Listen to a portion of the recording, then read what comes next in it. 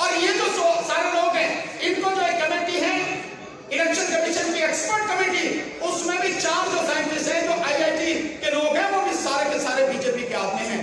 तो जो company EVM बना रही है, वीवीपैट बना रही है, वो पूरी तरह से बीजेपी के कब्जे में है।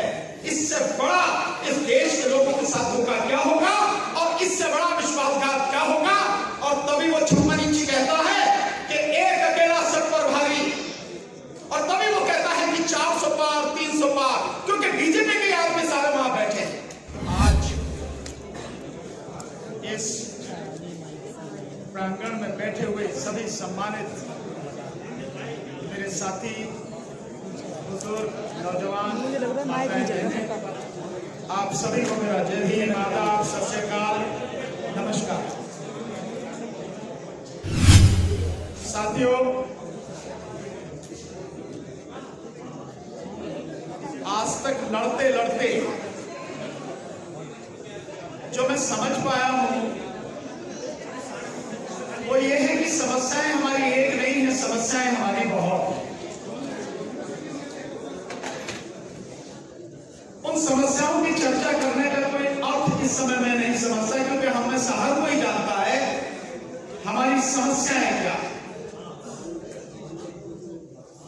जो इस समय सबसे ज्यादा जरूरी है, इन समस्याओं का समाधान कैसे हो। और हमारे सामने जो बिल्कुल दिख रहा है, जो सबसे बड़ा संकट है, उस संकट से हम कैसे निजात पाए, उस संकट से कैसे हम बाहर निकले, उस संकट को हम कैसे रोकें। सबसे बड़ी समस्या इस समय ये है। और मैं समझता हूं कि इस समय जो आपातकाल है वो एक ही है कि किस तरह से मोदी को उसका सच दुनिया के सामने लाके उसका पर्दाफाश करके EVM को हटा के उसे सत्ता में आने से रोका जाए। इसके अलावा दूसरा मुझे नहीं लगता कुछ भी है। अगर हम EVM को रोक पाए तो निश्चित रूप से हमारी जो बाकी दिक्कतें हैं, बाकी समस्याएं हैं, उनका समाधान का रास्ता भी निकलना शुरू हो जाएगा। लेकिन पहले हर सूरत में EVM को हमें रोकना पड़ेगा। 2024 का चुनाव किसी कीमत में भी EVM से ना हो पाए, इसके लिए लड़ना पड़ेगा। मैं लड़ाई की बात कर रहा हूं, केवल सुनने की नहीं, लड़ना पड़ेगा। और लड़ाई सड़क पर होती है, लड़ाई बंद कमरों में नहीं होती, घर में बैठ के नहीं होती, केवल सुनने से नहीं होती, सड़क पे आके कदम से कदम और कंधे से कंधा मिलाकर संघर्ष करने से होती। अगर 4 महीने, आने वाले 4 महीने, आज 30 जनवरी है, कल 31 और उसके बाद में फरवरी का महीना शुरू हो जाएगा। गिनती के 4 महीने इस देश के लोग अगर ईमानदारी से लड़ लिए, ईमानदारी से, तो इस देश का इतिहास ही कुछ और होगा। जो रचना चाह रहे हैं उससे बिल्कुल अलग होगा अगर ईमानदारी से आप लड़ लिए तो। और जितने लोग यहां बैठे हैं, अगर इन्होंने भी ईमानदारी से काम किया तो दिल्ली को खड़ा करने में 15 दिन से ज्यादा नहीं लगेंगे। और अकेली दिल्ली अगर खड़ा हो गई तो सरकार घुटनों पर आ जाएगी। अगर दिल्ली खड़ा हो गई तो अब हमें सिर्फ काम ही करना है। और काम क्या करना है? वो सच्चाई जो धीरे धीरे हम लोग बता रहे हैं, वो सच्चाई जो धीरे धीरे करके सामने आ रही है, वो सच्चाई कि इस देश में एक इंडिपेंडेंट इलेक्शन कमीशन हुआ करता था, वो आज की तारीख में इस देश के प्रधानमंत्री का गुलाम बन चुका है। उसकी जेब में रखा हुआ, पॉकेट में रखा हुआ सामान बन चुका है। उसको, उस रिश्ते को दुनिया के सामने बताना है।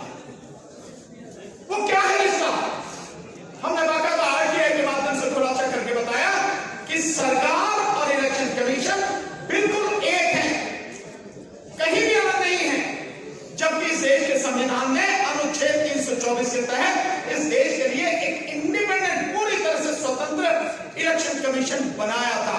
और वो पूरी तरह से स्वतंत्र रहे, उस पर किसी का दबाव ना हो, कहीं से भी कोई उसको भारतीय थे। लेकिन इस ईवीएम को लाकर, इस ईवीएम के माध्यम से जो कंपनियां मशीनें बना रही हैं, एक ECIL हैदराबाद यानी electronic corporation of India limited और दूसरी BEL भारत इलेक्ट्रॉनिक्स लिमिटेड, ये जो दोनों कंपनियां बना रही हैं, ये दोनों कंपनियां भारत सरकार की हैं। ये बाकायदा RTI के माध्यम से हम लोगों ने खुलासा किया और आज एक और खुलासा किया है। बाकी वो कई टीवी चैनल्स पर लगातार चल रहा है और वो खुलासा ये है कि ये जो आपकी कंपनी है ना BEL भारत इलेक्ट्रॉनिक्स लिमिटेड, जो सॉफ्टवेयर डेवलपमेंट का काम कर रही है और सॉफ्टवेयर को और उस चिप को दोनों को असेंबल कर रही है, ये बीजेपी की एक तरह से संस्था है, बीजेपी की, भारत सरकार की नहीं। वो क्या है खुलासा कि जो BEL कंपनी है, इस BEL कंपनी में कुल 7 डायरेक्टर हैं और उस 7 डायरेक्टरों में से 4 बीजेपी के पदाधिकारी हैं। 4 तो BEL कंपनी जो है, भारत इलेक्ट्रॉनिक्स कंपनी लिमिटेड जो है, BEL न रह के आज की तारीख में बीजेपी इलेक्ट्रॉनिक्स लिमिटेड बन गई है, भारत इलेक्ट्रॉनिक्स लिमिटेड की जगह पर। यानी कि जो कंपनी मशीन बना रही है उसमें कौन व्यक्ति है, उसमें भारतीय जनता पार्टी के लोग हैं और 4 लोग हैं। मैं उनका नाम बताता हूं आपको कौन कौन है। एक है डॉक्टर पार्थसारथी, ये ओबीसी जो मोर्चा है बीजेपी का, उसके नेशनल सेक्रेटरी हैं, ये एक डायरेक्टर है BEL के। दूसरे हैं ये मनसुख भाई, श्यामजी भाई कचारिया, ये राजकोट से है और राजकोट में बीजेपी का डिस्ट्रिक्ट प्रेसिडेंट है, ये बड़ा बिजनेसमैन है, साइंस का विद्यार्थी है, ये उसका डायरेक्टर है। और तीसरा है शिवनाथ यादव, ये उपाध्यक्ष है उत्तर प्रदेश भारतीय जनता पार्टी का और बनारस का रहने वाला है ये व्यक्ति, ये भी उसका डायरेक्टर है। और चौथा है श्रीमती श्यामा सिंह, ये फॉर्मर वाइस प्रेसिडेंट रही है बिहार से बीजेपी की, ये भी डायरेक्टर है। यानी 7 में से 4 डायरेक्टर उस कंपनी के जो बिल्कुल अलग होनी चाहिए थी, उसमें ये बीजेपी के लोग हैं। और ये सारे वो लोग हैं जो सॉफ्टवेयर डेवलपमेंट का काम करते हैं और सॉफ्टवेयर और जो चिप है वो कैसे काम करेगी वो करते हैं। मोटे मोटे शब्दों में कहो कि किस पार्टी को, किस कैंडिडेट को कितनी वोट देनी है, कितनी नहीं देनी, किसको जिताना, किसको हराना, ये सारा वो काम ये करते हैं। और ये जो सारे लोग हैं, इनको जो एक कमेटी है इलेक्शन कमीशन की एक्सपर्ट कमेटी, उसमें भी 4 जो साइंटिस्ट हैं, जो IIT के लोग हैं, वो भी सारे के सारे बीजेपी के आदमी हैं। तो जो कंपनी EVM बना रही है, वीवीपैट बना रही है, वो पूरी तरह से बीजेपी के कब्जे में है। इससे बड़ा इस देश के लोगों के साथ धोखा क्या होगा और इससे बड़ा विश्वासघात क्या होगा। और तभी वो 56 इंची कहता है कि एक अकेला सब पर भारी, और तभी वो कहता है कि 400 पार 300 पार, क्योंकि बीजेपी के आदमी सारे वहां बैठे हैं। इस बात को मैं आप सबसे कहूंगा, सबको जाके बताओ कि इलेक्शन कमीशन ऑफ इंडिया आज की तारीख में इलेक्शन कमीशन ऑफ इंडिया नहीं है, वो इलेक्शन कमीशन ऑफ मोदी है और हर जगह उनके आदमी बैठे हैं। एक बार इस देश में अगर हम सब लोग कामयाब हो गए इस EVM को रोकने में और बैलेट पेपर से चुनाव हो गया, 400 पार क्या, मैं दावे के साथ कह रहा हूं, मोदी अगर 40 भी पार कर जाए तो बता देना 40 पार नहीं होता है। लेकिन ये बात हम सबको, अपने परिवार के लोगों को, अपने रिश्तेदारों को, अपने मोहल्ले वालों को, अपने जितने भी समाज के लोग हैं और लोग हैं, उन सबको बताना है कि आज की तारीख में इलेक्शन कमीशन नहीं है। और इसीलिए इलेक्शन कमीशन, जब से हमने EVM का मुद्दा उठाया और जंतर मंतर पर 6 तारीख को डेमोन्स्ट्रेशन करके दिखाया, उसके बाद से 40,000 वैन इलेक्शन कमीशन की घूम रही है अलग अलग जगह पे EVM का प्रदर्शन करते हुए। और उन वैन पे क्या लिखा है? उन वैन में लिखा है मोदी की गारंटी। वैन किसकी है? इलेक्शन कमीशन की। EVM किसकी है? इलेक्शन कमीशन की। लेकिन मोदी की गारंटी, तो साफ है कि मोदी के ही हाथ में सब कुछ है और जब सब कुछ उसके हाथ में, इसीलिए गारंटी वो दे रहा। ये हम सबकी जिम्मेदारी है, नहीं तो तुम्हारी आने वाली नस्लें नहीं बचेगी, किसानों की फसलें नहीं बचेगी। इसलिए ये सिर्फ 4 महीने हैं, इन 4 महीनों में जितनी मजबूती के साथ